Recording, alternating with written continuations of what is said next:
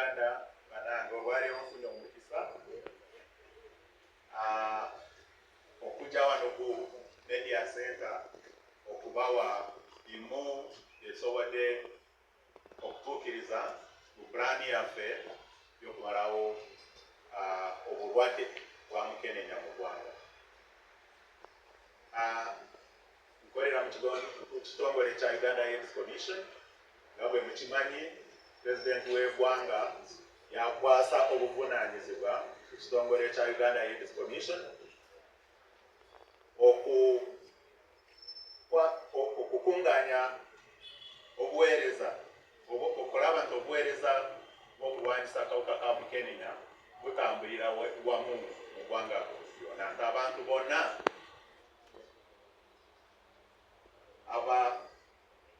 abakola ku kulwanyisa akawuka ka mukenenya tukwatira wamu ate nga tulina ekigendererwa kyekimu nga teri okutalulanya.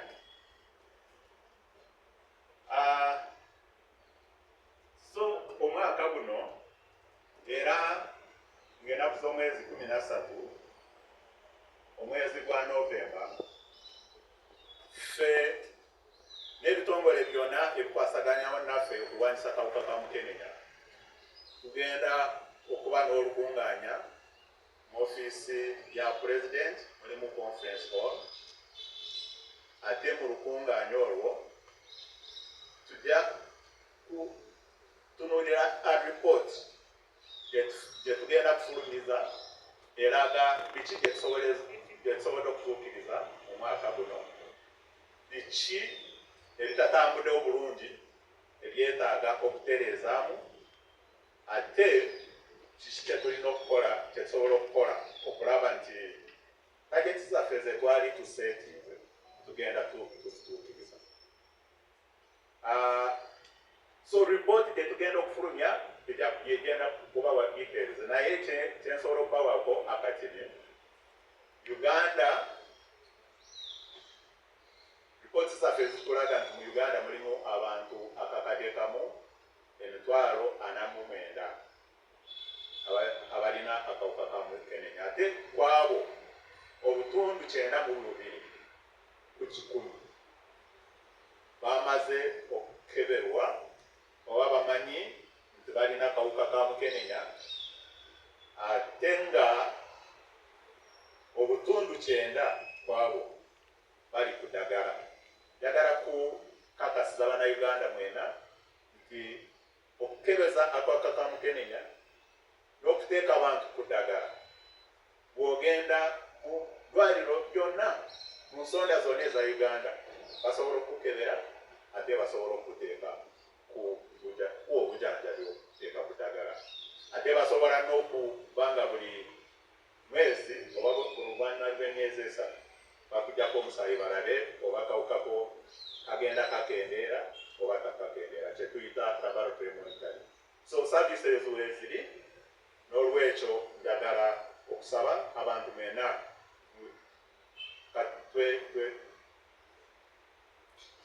tukebeze, tugende mu madwaliro tukebeze, ate nga bwe basanga omuntu alina akawuka ka mukenenya afune obujanjabi obwo asobole okubeera n'obulamu obweyagaza, asobole okukola emirimu gye nga bwe kyetaagisa. Mwebali nnyo, mwebalire ddala. Tetugambye nti akawuka keeyongedde nnyo mu baana, njagala awo mutereezeemuko. Kye tugamba kiri nti mu 2000 twatuula n'abantu be tukola nabo, NGOs, Ministry of Health, National Planning Authority n'abalala, ne tugamba ku olwo twali tulaba abaana 10,000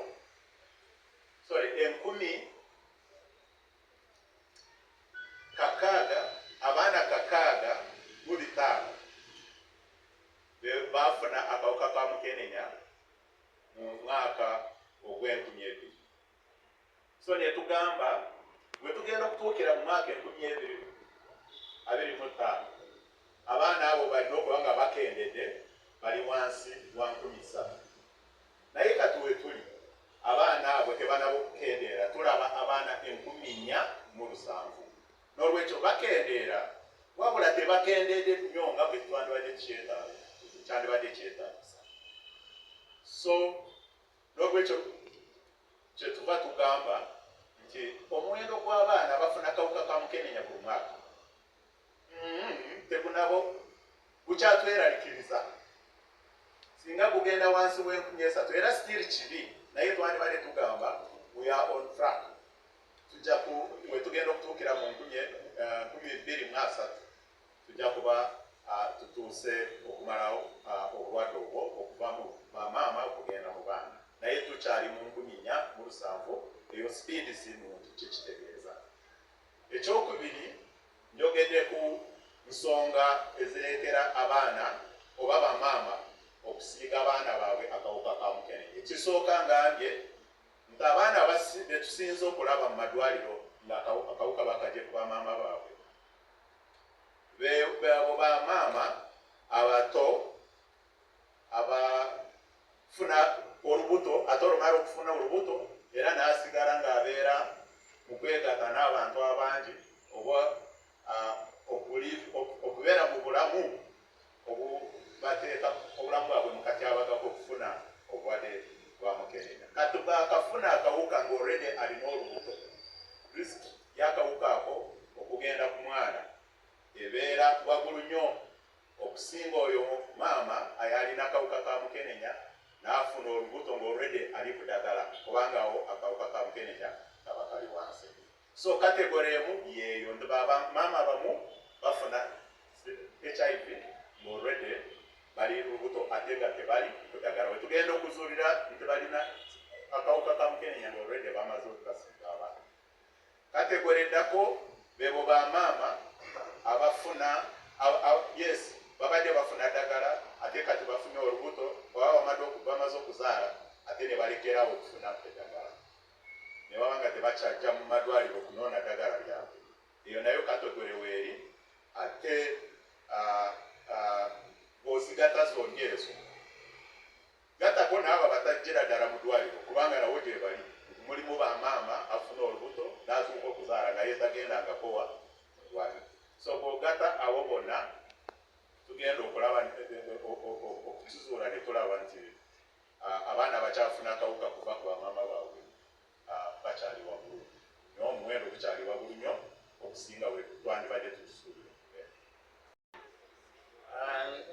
Njagala kugezaako okunyonyola nti okoza sayansi oba bulwadde buno bwe bwajja naddala mu Africa tukkiriza nnyo ne Uganda mu ddogo, naye tukimanyi era nga chairman bwagambye obulwadde buno buleetebwa kawuka. So ffe naddala mu abanamawulire twetaaga okunyonyola ekintu kino bulungi abantu baffe abawansi basobole okutegeera nti akawuka kano gyekali tukalaba naye okozesa bayita microscope oba ekyuma ekyo ekigatulyamu obunene bw'ekintu osobola okalaba tumanyi enjala kikazaalamu tumanyi enjala kikakosamu obulamu. Ate nekira tumanyi nti okozesa eddagala lino tuyita ARVs bayita antiretroviral drugs kino akawuka kano kagenda nekasobola kuzaaga mu mubiri gwo kayingira mu mubiri kanoonya kukutta naye kanoonya kwekazaalira kuba tekasobola kuzaala kokka. Sansi etulaga nti kunoonebwako tekasobola kuzaala bulwako ekati bwe kayingira mu mubiri kakozesa okwalibwa oba cells okezaawo kuzaala naye kakola ekyo cells ezifa. Ate cells etugambako okukwata CD4 cells. CD4 cells ziringa personal protection n'empiti y'omubiri. Akati abaserikale bo bakendeera babude ebirwadde bikukwata ebirwadde bya TB, ebirwadde bya gamulalama, ebirwadde byonna zebita infections Uganda neza ziyite ebirwadde zirira mu kabiri. Tusinga tunyonyola kino ate nekirala tulaba nti omuntu abadde omulwadde ennyo singa mwanda bakonze mu 1999 nalina TB, kansa, mulalama nga ndi mulwadde nnyo naye kati ondaba siri mulwadde naye emira eddagala tekyankerereza kisinga kulabankiza ku breakfast emira eddagala njokoyinza okutowa nkudde bantu ngate nti wetasiza sose kwetaasa nenyokanija kati eddagala lyange ligana kumala mu mubiri esaawa 2:4 neebaka natize eddagala likola abaserikale bange bataddemu balwala so kikyo tulina okunyonyola abantu baffe singa buli munauganda agenda nekebeza nokusalawo nti twena tugende kulo twekebeza entesisitemu ekisobola abali positive batono atane tuliko ku miliyoni 1.4 bantu ba miliyoni 1.5 naye bona nesinga tugenda tutekebeza tumanya ate tugenda ku ddagala ate tukozesanga batugange